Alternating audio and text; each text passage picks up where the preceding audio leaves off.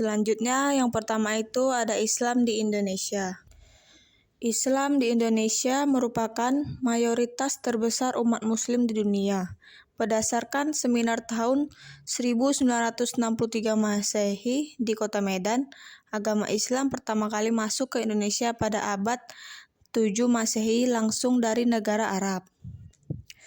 Presentasi kaum muslim di negeri ini mencapai 89% atau sebagian besar adalah pengikut Sunni. Dan juga terdapat sedikit Nasrani, Hindu, dan Buddha. Sebanyak 12,9% dari total muslim di dunia hidup di Indonesia. Selanjutnya ada beberapa teori sejarah masuknya Islam di Indonesia, yaitu yang pertama ada teori Gujarat.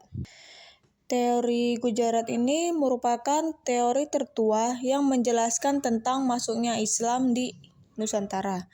Dinamakan teori Gujarat karena bertolak dari pandangannya yang mengatakan bahwa Islam masuk ke Nusantara berasal dari Gujarat pada abad ke-13 Masehi dan pelakunya adalah pedagang India Muslim.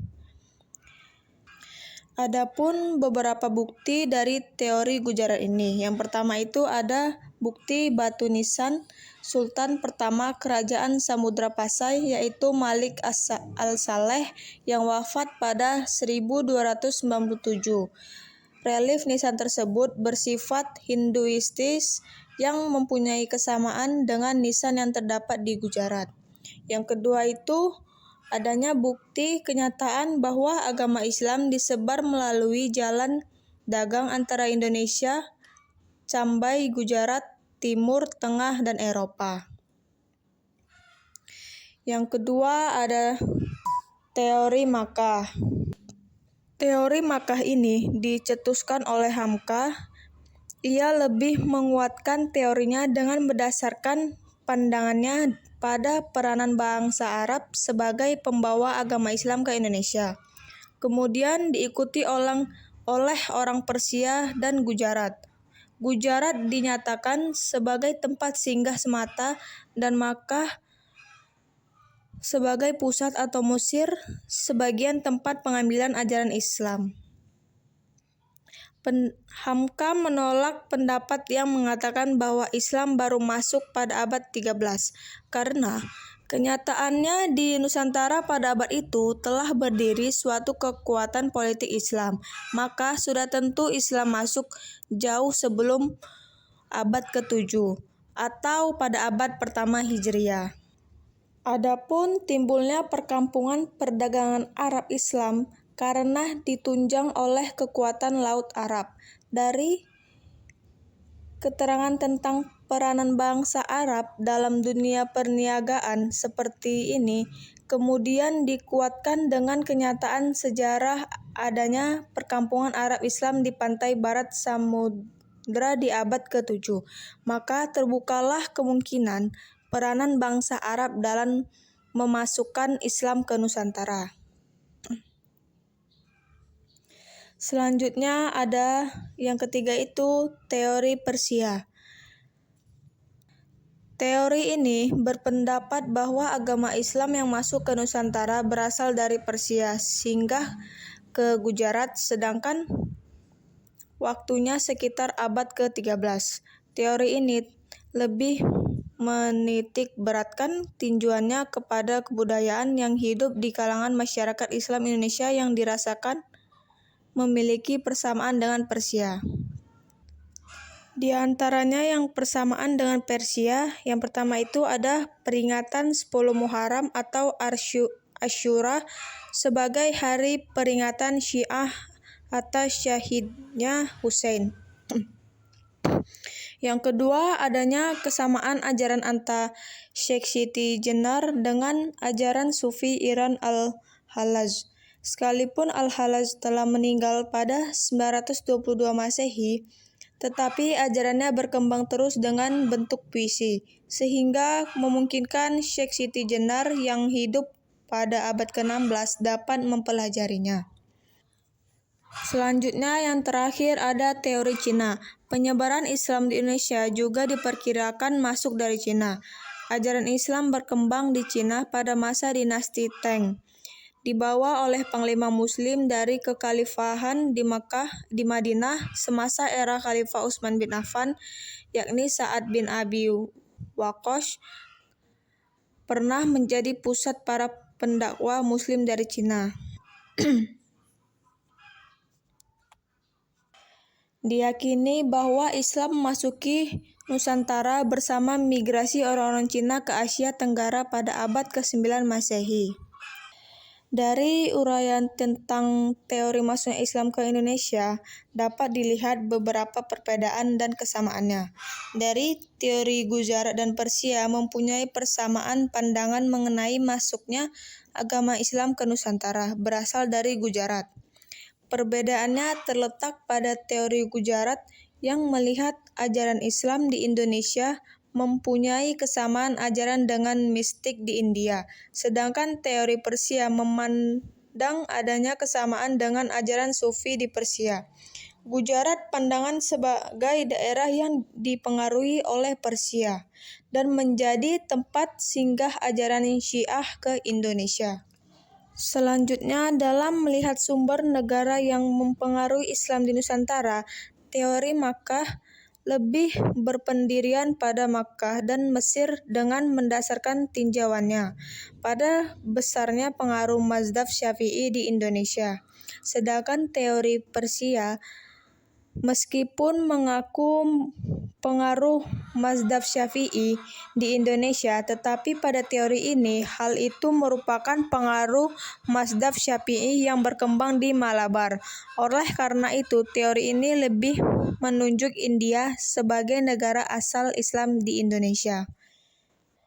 Selanjutnya, yang kedua ada Islam di Malaysia. Islam merupakan agama resmi negara Federasi Malaysia.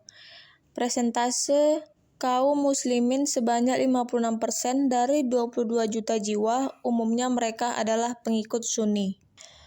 Pemeluk Nasrani sebanyak 20%, di samping itu juga terdapat penganut Buddha dan Konfusius.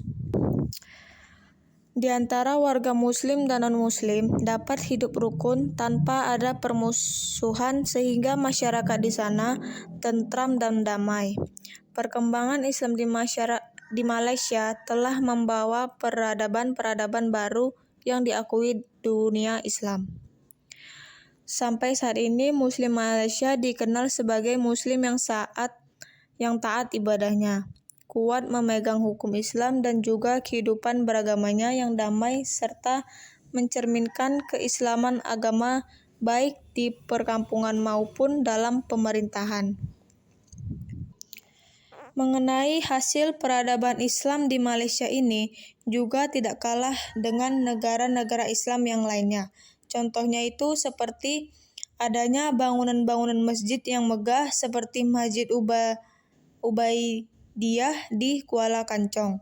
Banyaknya bangunan-bangunan sekolah Islam dan berlakunya hukum Islam pada pemerintahan Malaysia atau hukum Islam di saat mendapat kedudukan khusus karena dijadikan hukum negara.